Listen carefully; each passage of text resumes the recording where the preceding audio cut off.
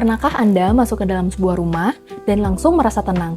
Padahal Anda belum duduk, belum berbicara dengan siapapun, bahkan belum lama berada di dalamnya. Atau juga sebaliknya, ada rumah yang terlihat sangat indah di foto, tapi saat berada di dalamnya terasa hampa. Ada sesuatu yang merasa tidak pas.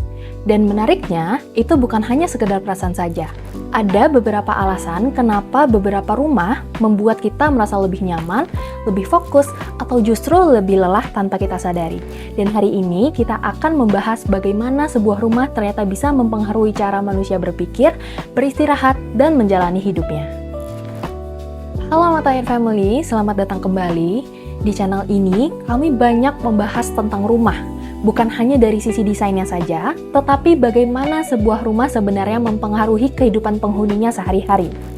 Karena kita berbicara tentang rumah, yang sebenarnya ingat seringkali bukan bentuknya, tetapi bagaimana perasaan kita saat berada di dalamnya.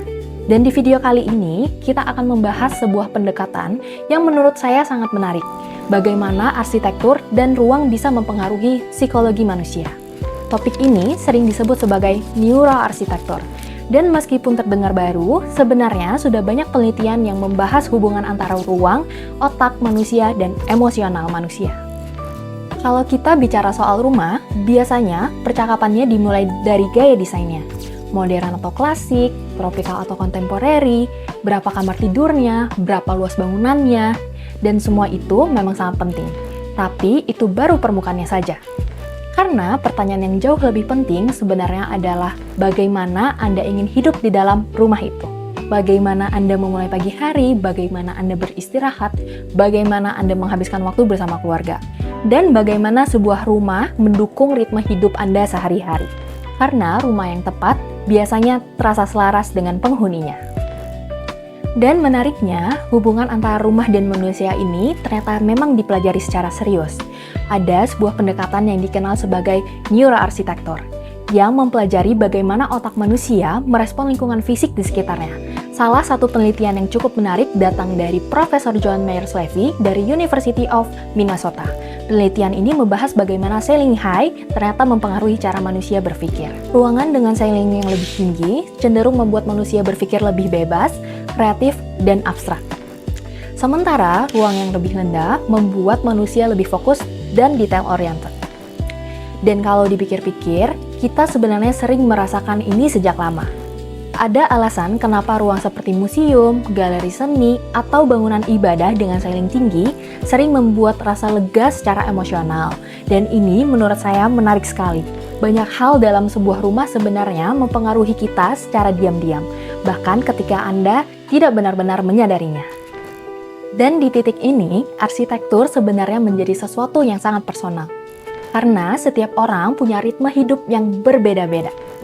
Ada orang yang membutuhkan ketenangan untuk berpikir, ada yang menikmati rumah untuk hidup dan penuh interaksi, ada juga merasa paling nyaman saat pagi hari dipenuhi cahaya alami, atau ada juga yang justru lebih nyaman di ruangan yang intimate dan tenang. Itulah kenapa menurut kami, desain rumah yang baik tidak dimulai dari referensi di visual semata, atau dari apa yang sedang terlihat menarik di media sosial. Ia dimulai dari percakapan tentang bagaimana seseorang sebenarnya ingin hidup di dalam rumahnya. Kalau disederhanakan, ada 3 elemen yang menurut kami paling menentukan apakah sebuah rumah benar-benar nyaman untuk ditinggali atau tidak. Pertama, bukan hanya soal jendela besar atau lighting fixture yang tinggi, tetapi bagaimana cahaya bergerak di dalam suatu rumah. Rumah yang baik biasanya punya ritme pencahayaan yang natural. Pagi terasa segar, sore terasa hangat, malam terasa lebih tenang. Kedua, bagaimana satu ruang terhubung dengan ruang lainnya? Apakah perpindahannya terasa natural? Apakah rumah memberi cukup ruang untuk bernapas? Atau justru merasa melelahkan tanpa alasan yang jelas? Dan yang ketiga, material. Karena rumah bukan hanya sesuatu yang dilihat. Rumah juga disentuh, didengar, dan dirasakan setiap hari.